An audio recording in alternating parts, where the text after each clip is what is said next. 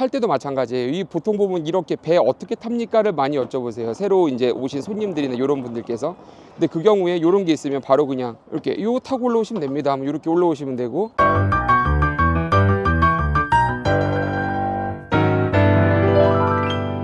안녕하세요, 신 어드벤처 크루입니다. 오늘은 오랜만에 정말 배 같은 고급 배가 눈앞에 있어요.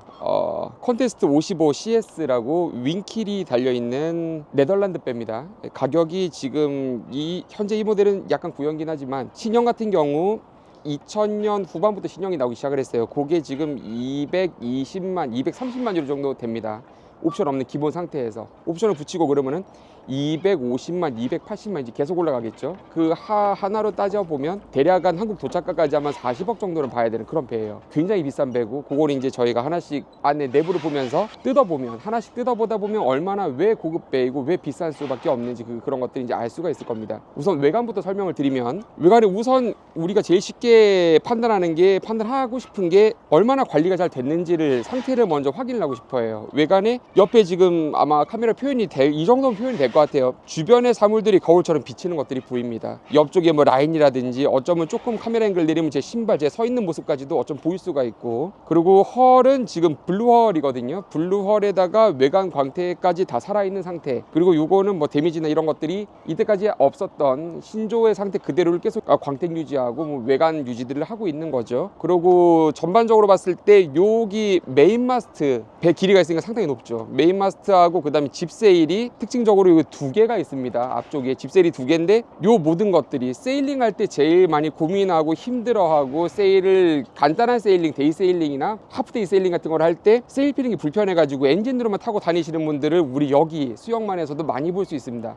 그런 걱정이 크게 없는 게 이게 다 유압 윈치로 전동입니다. 스위치 하나만 누르면 요게 자동으로 세일이 펴지고, 그리고 또 누르면 접히는, 축범도 마찬가지겠죠. 바람이 좀 세졌다 세일링 하다가 스위치 하나만 누르면 세일이 약간 접혀 들어가게 얼마든지 원하는 대로 이 축범을 할 수 있는 그런 배가 요 배입니다. 그 윈치는 유압 윈치, 아까 말씀드린 유압 윈치고, 유압 윈치가 적용된 요런 것들의 가격이 굉장히 고가예요. 웬만한 요 윈치들만 떼도 웬만한 중고배, 작은 세일링 요트 한 대 정도 살 수 있는 그 정도 금액이 나옵니다. 그리고 여기 전반적으로 보시면 위에 데크가 고급배들의 특징, 고급배들의 상징 티크로 마감이 돼 있는데, 티크 상태도 아까 제가 올라와서 확인해 보면 굉장히 좋은 상태를 지금 가지고 있고 계속 유지를 하고 있고 그런 상태입니다. 그 배 전반적인, 우리 지금 배 중간 센터쯤에 와 있는데 왼쪽 오른쪽으로 한번 살펴보시면 55피트라는 크기가 가늠이 될 정도로, 실제로 체감이 될 정도로 배는 상당히 거대하고 하우스 타입의 요트이다 보니까, 세일링 보트이다 보니까 요 그 높이, 우리 보통 얘기를 쉽게 빵이라고도 얘기를 많이 하는데 그 빵 자체도 굉장히 크고 우람한 걸 알 수가 있어요. 배를 승선할 때 배가 요 범퍼 쪽에, 계류장 범퍼 쪽에 완전히 밀착되어 있는 상태는 유지를 하기가 어렵기 때문에, 배 파손 때문에 어느 정도 배는 떠 있게 돼 있죠. 하지만 이 배는 그것조차도 그 갱웨이, 유압식 전동 레더가 달려 있습니다. 레더가 아니라 갱웨이가 달려 있습니다. 해서 그쪽으로 쉽게 우린 승선할 수 있어요. 뒤로 한번 가보시죠. 뒤쪽에 보시면 우선 외부 샤워기 있어요. 외부 샤워기의 그 유용함은 지난번 영상에도 제가 말씀을 드렸지만, 물놀이 하고 나서 여기서 씻고 한번 헹구고 들어가는 거하고, 들어가서 뭐 닦고 샤워실 가서 헹구고, 요런 거는 쾌적함의 차이가 생각보다 크게 납니다. 저희 실제로 이제 수영을 해보고 하면. 근데 요게 지금 내온수가 다 되게 돼 있거든요. 요런 식으로 커버를 열고 호스를 빼고, 그 웨일 거 예전 배지만 그 당시에도 웨일을 썼습니다. 뭐 그렇게 요렇게 스위치 돌리면 냉수 나오고, 위에 거 돌리면 온수 또 나오고, 온수 샤워를 외부 데크에서 바로 할 수가 있어요. 근데 여기 또 유용함은 뭐 가다가 보면 낚시를 하기도 하고 하는데, 그때 물고기 여기서 건져 올리고 하면 물고기 피가 튀고 막 그래요. 물고기 피가 튀면 조금 지나버리면 피가 굳어가지고 응고가 돼서 나중에 닦으려 그러면 닦기가 힘듭니다. 근데 물고기 잡은 즉시 피가 났을 때 바로 이걸 헹궈버리면 거의 다 깨끗하게 다 없어지고 세척을 할 수 있죠. 언제나 깨끗하게 배를 유지할 수 있습니다. 그리고 그 다음 바로 옆에 있는 게 요 스위밍 레더. 스위밍 레더가 요런 식으로 해서 요거 이제 익스텐더 펼쳐가지고 요런 식으로 내려가서 너무 이제 수영하고 올라오기 되게 편하죠. 이거 없으면은 사실 수영 잘하는 사람 말고는 배에 올라가기 굉장히 힘들어요. 이렇게 줄사다리를 쓰기도 하고 뭐 저렴한 그런 요런 배들이 없는 그런 데서는 줄사다리를 쓰기도 하고 한데 그것도 이제 막 타고 올라오려 그러면 제대로 잘 안 되거든요. 막 이렇게 휘어버리고. 근데 요 스위밍 레더 있으면은 배에서 수영하고 물놀이하기 되게 좋다. 그래서 요 스위밍 레더가 있으면은 굉장히 유용하게 잘 쓸 수 있습니다. 자, 이런 식으로 접어 놓고 그 다음에 이제 이게 갱웨이 전동으로 움직이는 이게 위아래로 움직이기도 하고 이렇게 빠져나오기도 하고 해서 이거 작동하는 거 그리고 요걸 이용해서 승선하는 거 보여드릴게요. 다음 보시면 여기 이제 대비 달려 있죠. 딩기, 텐더, 요 작은 고무보트들, 작은 배도 마찬가지지만 특히나 요트들은 밑에 킬이 있기 때문에 수심이 얕은 구역으로 가서 뭐 해변에다 배를 바로 붙이는 뭐 비칭을 한다든지 그런 것들이 사실은 굉장히 힘들죠. 거의 불가능이라고 봐야 되기 때문에 앞에 앵커를 투묘를 하고 거기서부터 해변까지는 뒤에 있는 작은 고무보트 같은 걸 이용해서 가게 됩니다. 그럴 경우에 요 딩이 데빗이 있으면 언제나 안 쓸 때는 매달고 항해를 하다가 필요할 때 내려가지고 배를 타고 가면 되는 거죠. 굉장히 유용하죠. 근데 이거를 안 쓰게 되면 여행하실 때 보면 이제 세일보트 타시는 분들이 그런 목적으로 텐더나 딩기를 뒤에다가 하나 끌고 다니세요. 줄을 묶어 가지고. 근데 그렇게 되면은 텐더에서 발생을 시키는 항력이 있기 때문에 요 배로 바람으로 가는 배의 갈 수 있는 전진 에너지를 거기서 이제 소비를 이제 제법 많이 하는 게 사실입니다. 그래서 이런 거 있으면 굉장히 유용하죠. 자, 저희 이제 뒤로 왔어요. 요 갱웨이, 전동 갱웨이 작동하는 거 보여드리겠습니다. 아래쪽으로 내리고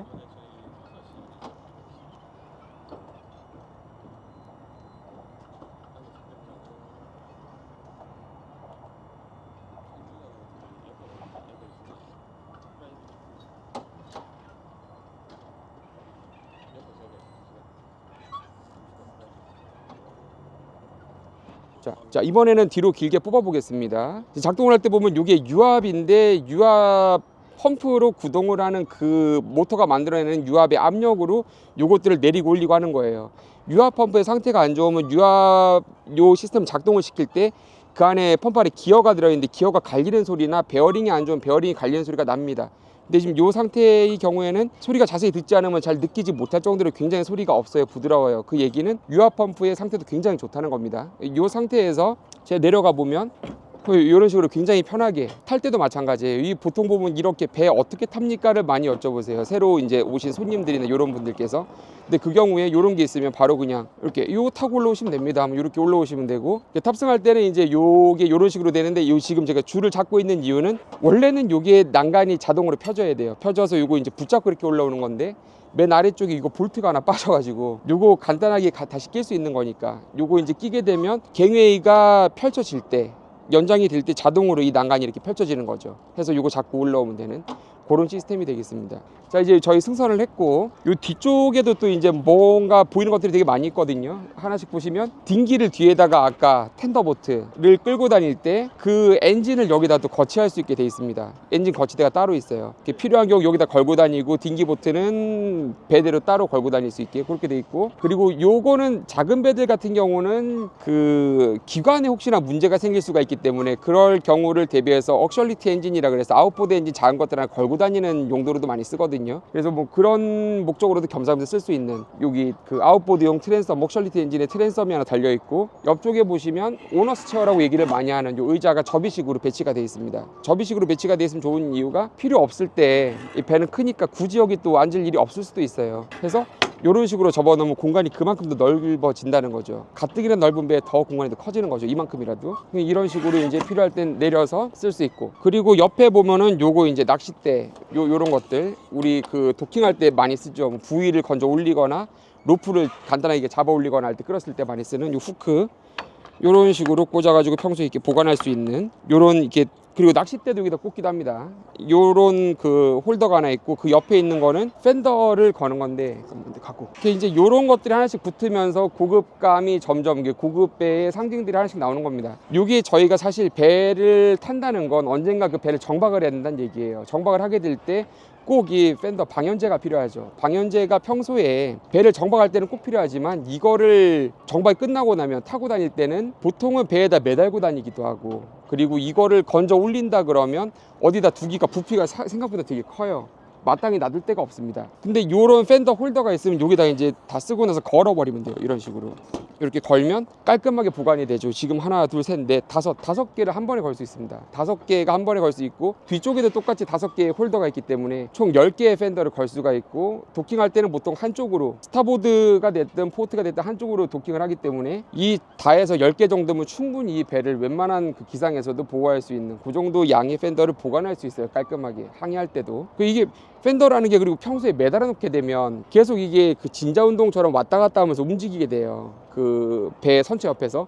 그러면 나중에 이게 선체 옆을 봤을 때 그만큼의 부분이 광이 죽어버리고 이게 스크래치가 날 수밖에 없습니다. 그래서 이런 팬더 홀더가 되게 별거 아닌 것 같지만 되게 중요한 거고, 이런 사소한 것들이 여러 개 모여서 이제 고급감이 점점 더 올라가고 단가가 올라가는 거죠. 이제 보시면 이렇게 윈치들이 많이 배치가 돼 있고, 특징적으로 이 배는 전동 윈치들이 전부 다 그 지금 배치가 돼 있거든요. 윈치를 보시면 투스피드 윈치인데 여기 보면 다 윈치 하나당 스위치가 한 세트씩 이렇게 있습니다. 여기 하나는 로우 스피드, 하나 하이 스피드예요. 로우 스피드는 속도는 빠른 대신에 토크가 약하고, 하이 스피드는 토크가 약한 대신에 속도가 빠른 요런 이제 스위치들이 하나씩 있어서 굳이 힘들게 막 이 핸들, 윈치 핸들을 껴서 돌려가지고 트림 조절을 할 필요 없이 스위치 하나로 모든 것들이 조절이 가능하다는 거. 그리고 필요한 경우에는 여기 지금도 핸들을 하나 꽂아놨는데 이 핸들을 써서 수동으로도 이거 돌릴 수가 있습니다. 이런 식으로 투스피드죠, 마찬가지로. 그게 이제 윈치가 작거나 크거나 모든 게 전동으로 다 돼 있습니다. 윈치 하나 가격만 해도 전동 윈치 이 정도 사이즈 같으면 돈 1,000만 원은 그냥 쉽게 갈 수 있는 굉장한 것들이에요. 그리고 이 앞쪽에 보시면 메인 마스트가 있죠. 메인 마스트에 전에도 한번 이것도 설명드린 적이 있는데 요 펄링 시스템이라 그러죠. 펄링 시스템이 있는데, 펄링 시스템이 뭐냐면 요 메인 세일이 안에 말려 있습니다. 말려 있어서 하나씩 일일이 당길 필요 없이 뒤에 줄만 당기면 메인 세일이 자동으로 펼쳐지는 구조예요. 근데 요 배는 그마저도 전동입니다. 스위치 하나만 누르면 세일이 그냥 펼쳐지는 거예요. 그럼 기상이 세진다, 바람이 세다, 그럼 세일을 줄여야 되는데, 기상 셀 때 축범하는 게 생각보다 이게 일이 많고 되게 좀 부담되는 일입니다. 기상이 안 좋아졌기 때문에, 혹은 그런 상황에서 축범을 하기 때문에 요거 버튼 하나만 눌러버리면 원하는 만큼 세일을 줄일 수가 있어요. 굉장한 장점이죠. 대항해를 하고 이 정도 사이즈 밴데도 약간 이렇게 좀 경험이 있으면 싱글핸드도 얼마든지 가능한, 오토파일럿도 당연히 들어가 있기 때문에 전혀 문제가 없는 배입니다. 그리고 일단 데크부터 쭉 설명을 드리면, 요 바깥쪽에 오디오 스피커가 지금 배치가 양쪽으로 하나씩 돼 있고, 스피커 방향도 어떤 배들 보면은 막 앞쪽에서 때리는 게 아니고 옆에서 때리기도 하고 뒤에서 앞으로 이제 때리기도 하고, 그러니까 스피커 방향을 말씀드리는 건데, 그렇게 되면 사람이 이제 일반적인 경우는 앞에서 뒤로 소리가 들리거나 양쪽에서 들리는 게 정상이거든요. 일반적인 경우인데, 뒤에서 들리거나 밑에서 들려버리면 스피커의 배치가 어쩔 수 없이 그렇게 배치를 할 수밖에 없는 구조였기 때문에 그런 경우인데, 요 배는 요런 것까지 감안을 해서 이제 다 배치가 돼 있는 요런 형태를 볼 수 있습니다. 그리고 요 항해 계기들 같은 경우는 출고 당시에 항해 계기에서 한번 업그레이드를 해서 전부 다 새 것으로 바꾼 거예요. 이 배가 2002년식인데 2002년도에 레이마린에서 나왔던 요 디스플레이들이 아닙니다. 요것도 마찬가지고, 요것들 다 벗겨보면 전부 다 이제 요거는 하나의 똑같은 모델의 디스플레이인데 여기다 각각의 다른 정보들을 띄울 수가 있는 거죠. 수심이라든지 뭐 수온이라든지 아니면은 바람의 세기, 바람의 방향, 그리고 지금 우리가 배가 가고 있는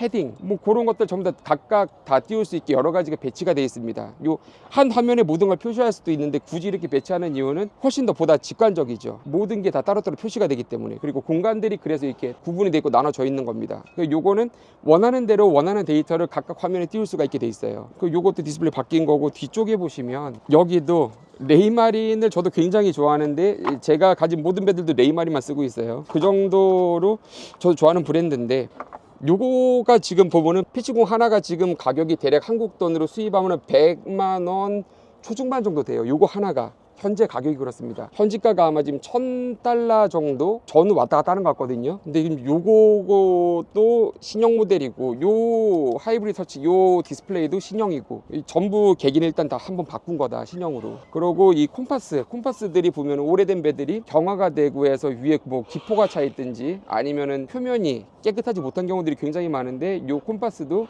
굉장히 투명하고 유지가 잘 돼 있습니다. 또 하나는 여기 보시면 요 배에 스러스터 달려 있어요. 혼자 싱글핸드 혼자서 항해를 할 때 정말 유용하게 쓸 수 있는 것 중에 하나가 스러스터거든요. 요 스러스터를 움직이면 선수를 오른쪽이나 왼쪽으로 횡방향으로 꺾을 수가 있는 겁니다. 붙일 수가 있는 거예요. 도킹할 때 굉장히 유용하고, 좁은 곳이나 운전에 자신이 없거나 그러면 스러스터 하나만 있어도 그 자신감을 많이 끌어올릴 수 있는 그런 되게 좋은 장비이죠. 근데 문제는 이제 돈이 비싸다는 건데, 요 배는 이런 것들도 아낌없이 웬만한 게 다 들어가 있다. 그렇게 봐집니다. 요거는 이제 오디오 데크를 조절하는 그 오디오 조절 스위치, 스테레오 스위치라고 얘기할까요? 요런 게 하나 달려 있고, 이제 디스플레이를 다 전원을 켰어요. 키니까는 여기 지금 P70도 제대로 작동을 하고 있고, 디스플레이도 멀티펑션 디스플레이죠. 요것도 작동을 잘 하고 있고, 앞쪽에 있는 계기들도 다 하나씩 원했던 게 선주님께서 정해놓으신 그 데이터들을 표시하는 걸 볼 수가 있어요. 그 지금 요 화면을 보시면 요게 최신형은 엑시옴이라 그래가지고 새로 레이마린에서 나오는 디스플레이가 있긴 한데,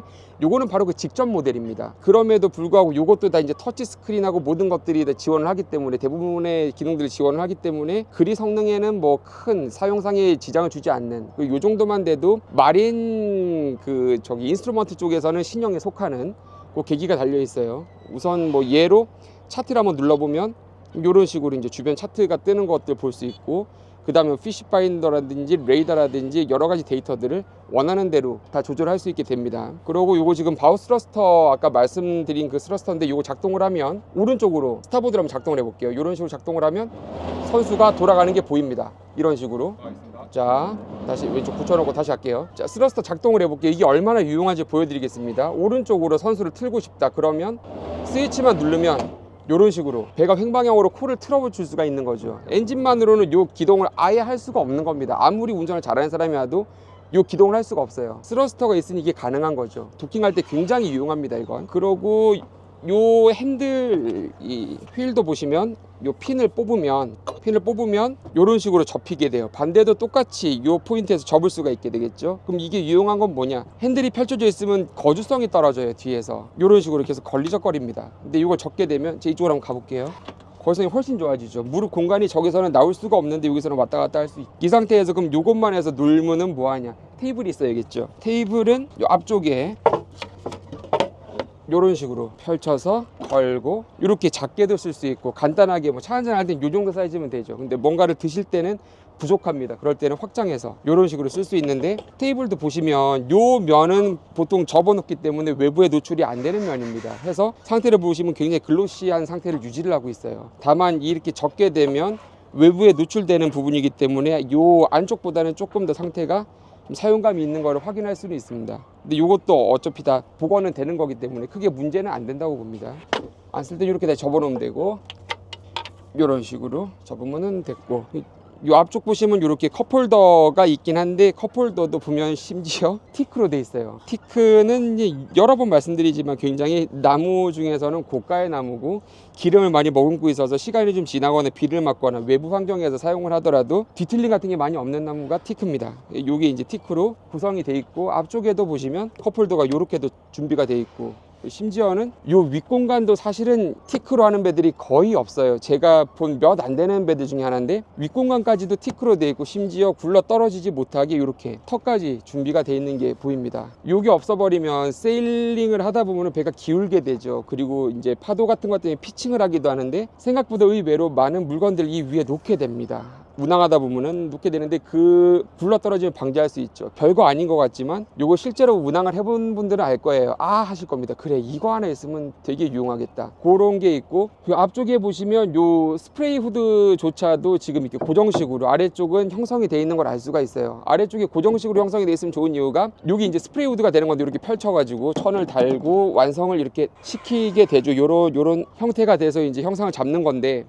스프레이 후드는 비닐 재질, 뭐 정확히는 비닐은 아니겠지만 그 투명한 비닐 같은 재질을 써가지고 만들게 됩니다. 근데 그 투명한 비닐은 아무리 투광성이 좋아도 이런 고정식 폴리카보네이트 판에 비해서는 울렁임이 있을 수밖에 없어요. 근데 요거는 뒤에서 사람이 앉았을 때 그 시선에 바로 보이는 딱 이 공간만큼을 고정식 폴리카보네이트로 배치를 했기 때문에 울렁거림이 거의 없다고 보시면 됩니다. 자동차 유리 같은 느낌이라고 보시면 돼요. 그리고 여기다가 이제 스프레이우드 치고, 그 이 위에 보면은 또 비미니 탑을 이렇게 칠 수 있게, 그늘막이죠. 비미니 탑을 칠 수 있게 돼 있어서 이 공간을 하나로 이렇게 만들어 버리면 하나의 또 다른 살롱 공간을 만들 수도 있는 겁니다. 앞쪽으로 가면서 이제 티크 상태들을 볼 겁니다. 바닥의 티크 상태들을 보면 티크가 굉장히 유지가 잘 되고 있는 걸 알 수가 있어요. 크게 변색이나 뒤틀림 같은 거 없고, 들뜸 같은 것도 없고, 처음에 나온 그 상태 그대로 유지가 고대 이제 잘 되고 있는 거를 확인을 할 수가 있습니다. 그 요 위쪽도 보시면 살롱의 이제 위 천장 정도가 되는 그 공간인데 광이 그대로 다 살아 있어요. 칠을 하거나 한 게 아니고 처음에 나온 겔코트 그 상태 그대로인데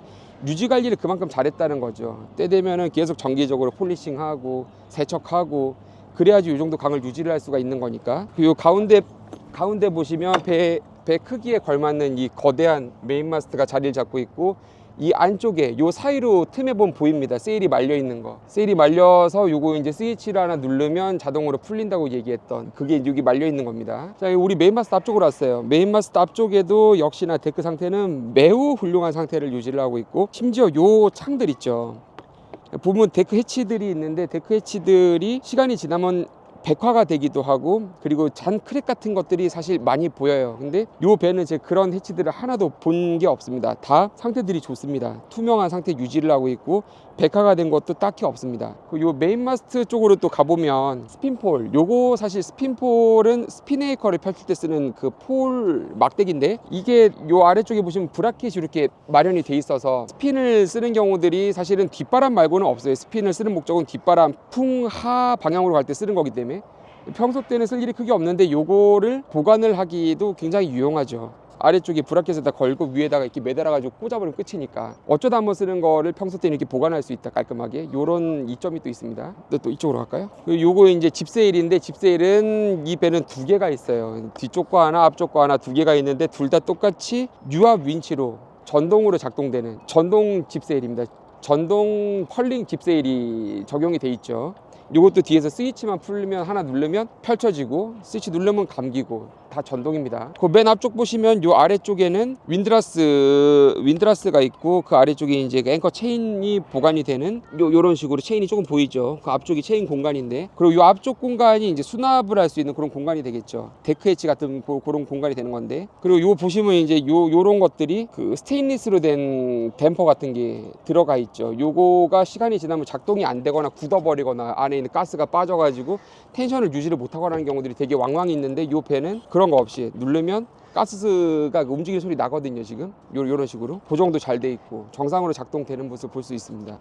이런 식으로 다듬되고 그리고 또 이제 이번에는 클리트인데 클리트 이거 별거 아니라고 생각할 수 있습니다. 근데 저희는 배를 여러 대 운영을 하다 보니까 배에서 클리트 굉장히 중요합니다. 클리트 중요한 이유는 기상이 좋을 때만 강에서만 탄다거나 그런 경우에는 크게 문제를 못 느낄 수 있는데 저희가 이제 수영만 같은 경우는 기상이 안 좋을 때는 막 너울이 굉장히 치거든요. 그리고 요 옆에 기둥 보시면 계류장에 지금 말뚝에 그 고리에 걸려가지고 지금 요 정도 위치가 있는데 위쪽에 보시면 계류장 위에 노란색으로 표시되어 있는 띠가 있어요. A라고 써있는 그 아래쪽 보시면 노란색 띠가 있는데 그 얘기는 기상이 굉장히 안 좋은 경우에 이 계류장의 고리 높이가 저기까지 충분히 도달할 수 있다 해서 배를 결박하는 끈들을 저 위쪽에다 묶으라는 뜻으로 요 시설 관리 측에서 표시를 내는 겁니다. 저기까지 움직일 수 있다. 그 얘기는 어마어마한 너울이 계류장 안까지도 밀고 들어올 수 있다는 얘기죠. 그러면 클리트가 약해버리면 클리트가 뽑히는 경우들을 제가 많이 봤어요. 저희 배도 몇 번 그런 경우가 있었고 해서 저는 배를 만들 경우가 있으면 클리트를 굉장히 중요하게 생각을 합니다. 이 배 같은 경우는 클리트 길이가 대략 한 30cm 정도 돼 보이죠. 요 정도 배 크기에 걸맞는 사이즈가 요 정도는 돼야 됩니다. 거기다가 스테인리스예요. 스테인리스인데 표면 처리까지 돼 있는 광이 있는 스테인리스입니다. 요 클리트 하나만 해도 가격이 대단히 비싸 보여요. 독일제 클리트가 달려있고 그 다음에 여기 보시면 초크가 또 하나씩 달려 있습니다. 클리트만 있고 초크가 없어버리면 이 계류색이라 그러죠. 이 로프를 이용해서 결국 배를 묶게 되는데 이 부분들이 많이 쉽게 쓸리게 됩니다. 손상이 되죠. 초크가 있으면 초크에서 그런 것들을 이제 다 대부분 완화를 시켜주기 때문에 배를 깔끔하게 관리하는 데도 되게 좋고 또 하나의 초크의 장점은 클리트에서 오롯이 받는 힘을 초크가 분산해서 같이 받아줍니다.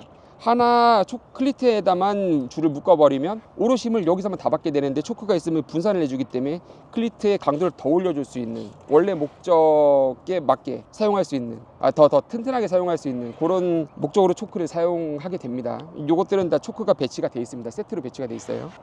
이 앞쪽에 보시면 초크가 또 하나 배치가 돼 있는데 링크를 거쳐서 좀 더 앞쪽까지도 저 클리트 하나를 이용해서 고정을 할 수 있게 되는 그런 구조로 되어 있습니다. 민드라스가 있고 체인 락커가 있습니다. 체인 락커 달려 있고 체인 락커 연결해서 앵커가 있는데 앵커가 무려 스테인리스입니다. 스테인리스 앵커에 저 정도 사이즈면 대략 한 30kg 넘고 한 40kg쯤 돼 보이는데 40kg짜리 스테인리스 앵커는 구글 같은데 그냥 검색만 해보셔도 됩니다. 대략 저거 한 1000불 이상 갈 겁니다. 충분히 1000불 넘을 겁니다. 엄청난 가격이죠. 수입하고 뭐 한다 그러면 한 200만 원 정도 갈지도 몰라요. 저거 그 이상 갈 수도 있고. 여튼 그 정도 비싼 앵커가 달려 있고, 앵커를 스테인리스를 쓰는 이유는 앵커 사실은 그 갈바닉 도금돼 있는 그런 것들을 많이 쓰는데 시간이 지나면 부식이 돼요. 부식이 돼서 보기도 안 좋을 뿐더러 그게 이제 점점 더 심해져 버리면 녹이 생기기 시작을 합니다. 표면에 붙어있는 갈바가 없어지면서 그 녹물들이 배에다 이제 번지고 스며들고 물이 들게 되고 하는데, 스테인리스 앵커는 지금 봐도 부식이 거의 없죠. 이렇게 관리할 수 있게 하는 게 스테인리스 앵커입니다. 자, 외부는 이 정도로 이제 마무리를 하고 티크도 전체로 잘 깔려 있는 것까지 확인이 됐거든요. 이제는 실내로 한번 가보겠습니다. 그러니까 배가 기니까 실내 들어가는데도 한참 가야 돼요.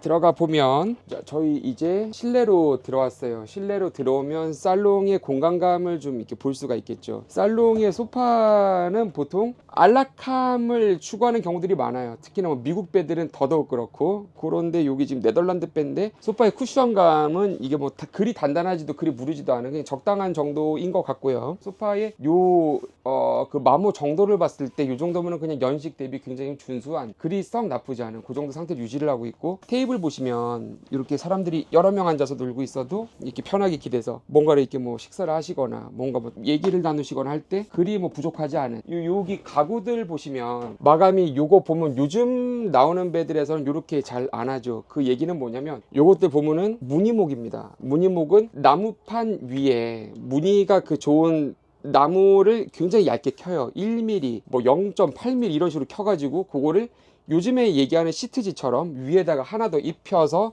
염색을 하고 표면 처리를 해주는 그걸 얘기를 하는데, 요즘 나오는 배들은 필름지라 그래가지고 그 요즘 인테리어 필름들 나오는 그런 것들로 마감을 하는 경우가 대부분이죠. 근데 요런 무늬목하고 그 필름 마감하고는 단가 차이가 굉장히 많이 납니다. 뭐 2배 이 정도 나는 게 아니에요. 그래서 요거 굉장히 고급 마감이고, 요런 창 틀도 보시면 군더더기 없이 깔끔하게 마무리가 잘 돼 있고, 요 누수 같은 것들도 보면 이제 흔적들이 보이는 게 딱히 없거든요. 그 얘기는 배가 연식이 지나면 요런 데서 틈이 조금씩 생겨서 누수가 되기 마련이에요. 저희도 수많은 배들이 그렇게 누수가 되는 걸 많이 겪었었고, 근데 이 배는 누수가 됐으면 흔적들이 남아야 되는데 딱히 누수의 흔적들은 보이는 게 없어요. 다만 요 가까이 오시면 요런 부분들, 여기 보일런지 모르겠는데 요 속에 보면 나무의 색이 다르죠. 약간 하얗게 해서 요렇게 물자국이 있었던 것 같은 흔적들이 보이죠. 요것들은 많이들 겪어봤을 겁니다. 버스를 탔을 때 우리 창에 막 김이 서리고 이게 물방울이 흘러내리고 요런 것들, 그런 것들 때문에 생긴 요런 흔적들이 보이는 것 같아요. 요것들은 중간중간 조금씩 보입니다. 전반적으로 요거는 배 상태 보시는데 참고하시면 좋을 것 같고, 하지만 이게 누수로 보이지는 않는다. 그게 이제 제 생각입니다. 또 옆쪽 보시면 이렇게 수납장들이 있고, 위에 마감은 이렇게 인조가죽 같은 형태로 보이는데 인조가죽 같은 이런 걸로 마감이 되어 있습니다. 그리고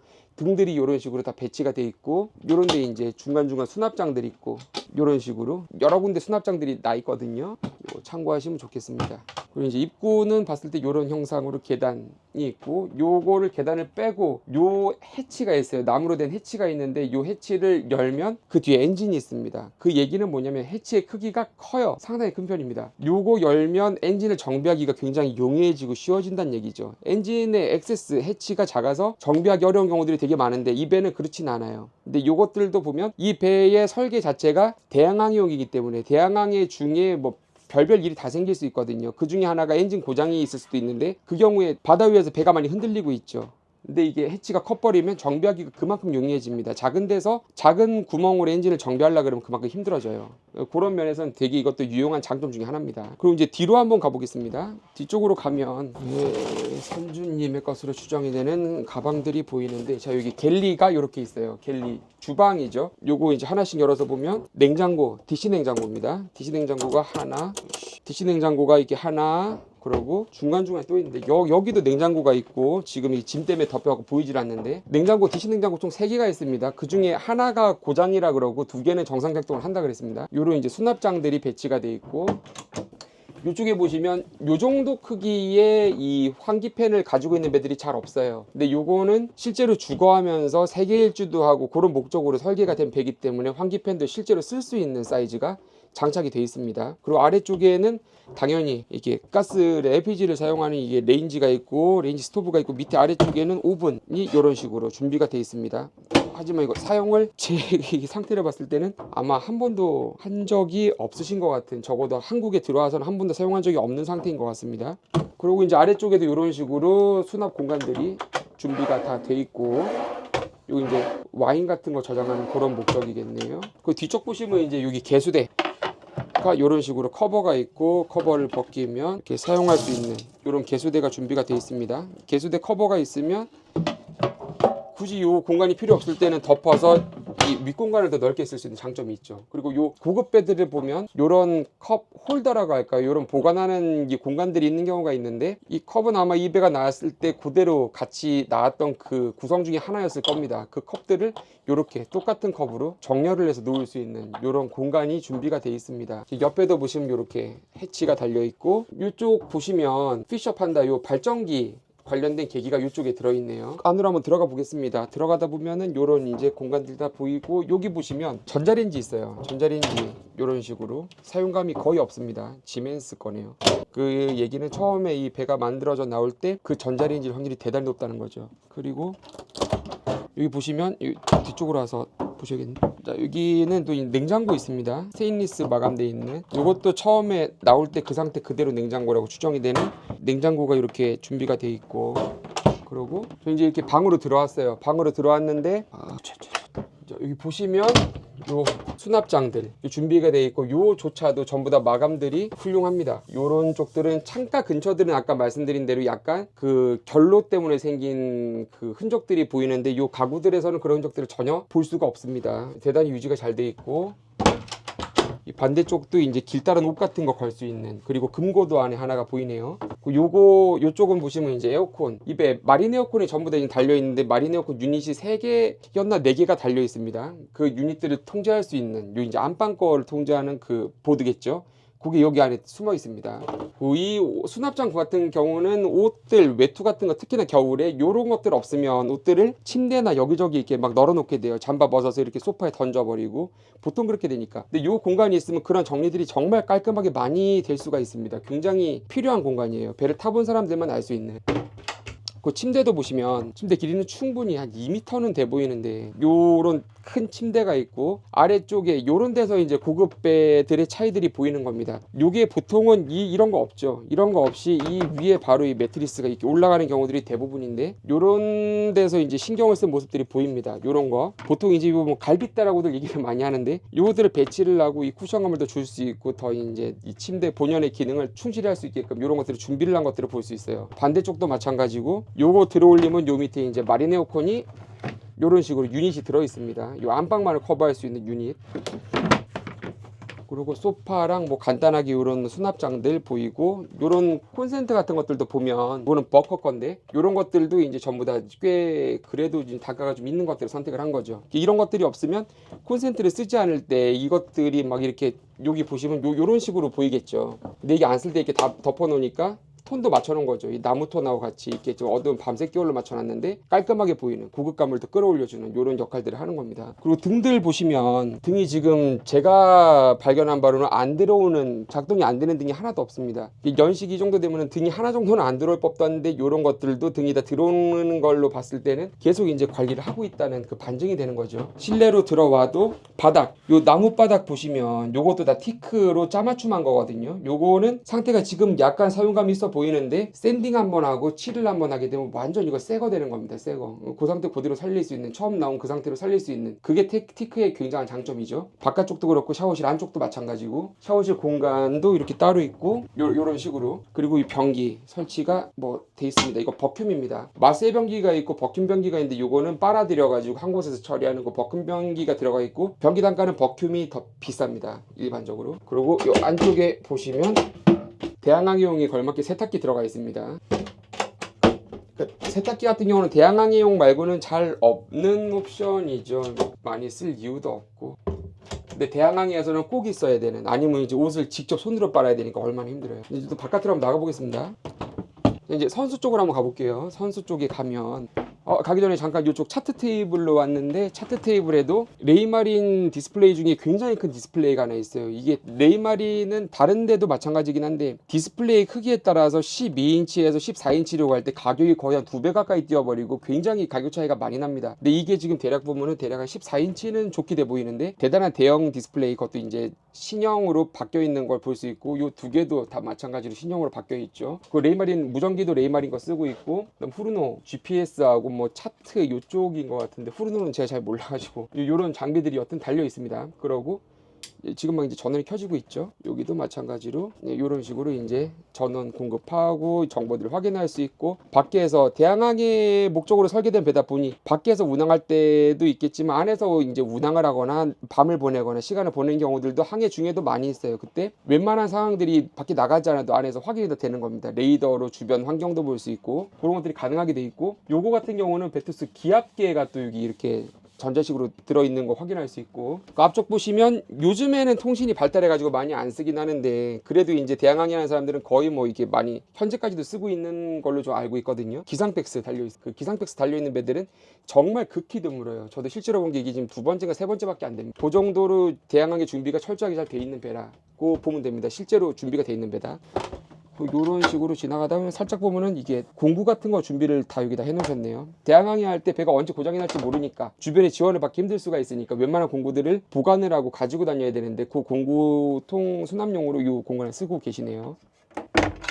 하고 이쪽 아마 차트 보관함일 거야. 여기는 차트, 요즘에 전자에도 많이 쓰는데 예전에 요런 지도, 실제 요런 차트들을 보관을 하고 가지고 다녔죠. 요 차트 보관함이 이렇게 준비가 되어 있습니다. 쭉 안쪽으로 가시면 여기 이제 게스트룸의 개념이 되겠죠. 여기는 아래쪽에 침대가 하나 있고, 침대 크기 이 정도 확인하시고, 위쪽이 여기 뭐가 있는데, 여기 이제 침대가 펼쳐져 있으면 아래쪽에 침대에 앉거나 평소 때는 이 공간이 튀어나와서 불편할 수 있잖아요. 해서 요거를 이렇게 필요할 때만 내려서 쓸 수 있게, 요러면은 충분히 제가 올라가도 거의 85kg, 90kg 나간 사람이 성인이 들어와서 누워도 전혀 뭐 크게 비좁음 없이 충분히 잠을 편히 주무실 수 있는 요 정도 공간이 나옵니다. 그러니까 안 쓸 때는 또 이렇게 불편한 게 공간이 좀 줄어드니까 접어서 요런 식으로 고정을 해 놓으면 되죠. 그리고 크루룸도 마찬가지로, 자, 크루룸도 마찬가지로 옷장이 크게 이렇게 들어가 있습니다. 그리고 이제 요 배는 방이 총 3개가 있는데 선수에 있는 요 방으로 왔습니다. 선수룸은 그 마스터 캐빈이라 그래서 보통은 그 주인이 쓰는 제일 큰 방을 선수에 배치하는 경우도 있고 뒤에다 배치하는 경우도 있는데, 이 배 같은 경우는 그 배치를 뒤에다 한 걸로 보이고, 선수 쪽에는 그것보다 좀 작긴 하지만 그래도 충분히 큰 침대가 있는 요 방을 하나 이렇게 확인할 수 있어요. 이쪽 보시면 여기도 마찬가지로 또 이렇게 커다란 수납장이 보이고 큰 옷도 걸 수 있고, 아래쪽 보시면 요 히터 고정이 돼 있죠. 난방을 할 수 있는 히터 들어있고, 여기도 마찬가지로 냉방은 당연히 됩니다. 각 방마다 냉방할 수 있는 에어컨이 다 준비가 돼 있고, 거실 각 방 3개 모두 에어컨이 다 가동이 됩니다. 이제 들어와서 보시면은 방에서, 침대에서 이렇게 옆쪽으로 볼 수 있는 창이 하나씩 양쪽으로 나와 있습니다. 이쪽은 좀 가려져 있는데 돼 있고, 위쪽도 보시면 요게 목적이 2가지죠. 탈출을 혹시나 전복이 되거나 입구가 막혔을 때 탈출을 할 수 있는 탈출 액세스로 쓰기도 하고, 평소 때는 환기를 하거나 자연광을 받아가지고 배를 좀 더 밝게 할 수 있는 그런 목적의 해치가 이렇게 달려있는 거 볼 수 있습니다. 저 이제 안방이랑 요 거실, 살롱이랑 둘 다 같이 쓸 수 있는 화장실이 여기 하나 또 배치가 하나 더 있습니다. 요거는 다 같이 쓰는 공용 화장실이라고 보시면 되죠. 뒤쪽에 있는 그 마스터룸 안에 있는 화장실은 그 주인을, 선장님을 위한 화장실로 따로 있는 거고, 그거는 문이 앞에서 막혀가지고 그 방에서만 쓸 수 있는 겁니다. 이 화장실은 앞방이나 살롱이나 요 배에 거주하는 모든 사람들이 같이 쓸 수 있는 그런 화장실 개념이 되겠죠. 들어가시면은 여기 변기가, 여기는 버큐움 아니고 그 마세변기 달려 있습니다. 일반적인 마세변기 달려 있고, 들어가서 보시면 요 뒤쪽에 들어와서 보시면 요 뒤쪽으로 요렇게 샤워 부스가 하나 또 준비가 돼 있는 거 볼 수 있어요. 물튀김 방지로 이렇게 샤워 커튼도 준비가 되어 있고 이런 식으로 샤워룸이 있습니다. 그리고 요 문은 방에서도 바로 들어갈 수 있어요. 요런 식으로 해서 이제 화장실로 들어갈 수 있게 되는데, 요게 필요한 이유는 혹시나 요 앞방에 쓰는 사람들이 또 가족들이고 나머지 손님들이 밖에 계실 수가 있는데, 볼일을 보거나 샤워를 할 때 밖에서 문 열고 들어가거나 요런 그 마음의 심리적인 뭐 요런 거를 이렇게 막아버리면 좀 더 편하게 마음 편히 쓸 수 있는, 그래서 요 문을 닫아버리고 요 방문도 닫고 요 문을 통해서 들어가면 하나의 독립 화장실이 또 생기는 겁니다. 그런 개념으로 문이 두 개가 있는 경우들이 있는데, 요 배가 그런 경우. 자, 이제 마지막으로 배전반입니다. 배전반 보시면 여기 AC 차단기들 이렇게 준비가 다 돼 있고, 물론 전기 배선하고 이런 구성들은 굉장히 깔끔하게 잘 돼 있죠. 그러고 여기는 TV가 들어있네요. 이거는 아마 한국에서 누군가 단 것 같습니다. 이렇게 달려 있고, 위쪽 보시면 위쪽에 여기 DC를 사용하는 그 여러 가지 차단기 스위치들이 여기 다 준비가 되어 있는 거 볼 수 있습니다. 여러 가지가 여기 달려 있고, 또 옆쪽에 보시면 메인 스위치 셀렉터라고 얘기하는 메인 스위치들은 요 틈 사이로 윈드라스부터 해서 서비스 배터리, 뭐 엔진 배터리, 스타트 배터리, 제너레이터 배터리 모든 게 여기 다 들어 있습니다. 그래서 이런 것들을 깔끔하게 이렇게 닫아서 정리를 할 수 있습니다. 자, 이것으로 오늘 콘테스트 55 CS 리뷰를 마치도록 하겠습니다. 관심 있으신 분들은 이 선주님께서 굉장히 파격적인 저렴한 가격으로 배를 내놓으셨다 그러거든요. 국제 시세를 보면 이 배 55 CS보다 작은 50 CS 2000년식 1900년대 후반식 이런 것들이 대략 아까 보니까는 25만 불에서 35만 불, 많게는 40만 불대까지도 형성이 되어 있습니다. 그런 것들 계산하면 35만 불이라고만 쳐도 그것도 싼 편인데, 그거 가지고 오면 대략 지금 환산을 하면 하나로 못해도 4억 8천 요 정도 아마 가는 것 같아요. 거기다가 쉬핑에다가 뭐랑 하면 거의 한 뭐 5억은 훌쩍 넘고 6억 정도는 좋게 들어갈 겁니다. 그에 비해 대단히 파격적으로 저렴한 금액에 내놓겠다고 하시는 것 같습니다. 관심 있으신 분들은 댓글을 주시거나 저희한테 연락을 주시면 연결을 시켜드리도록 하겠습니다. 봐주셔서 고맙습니다.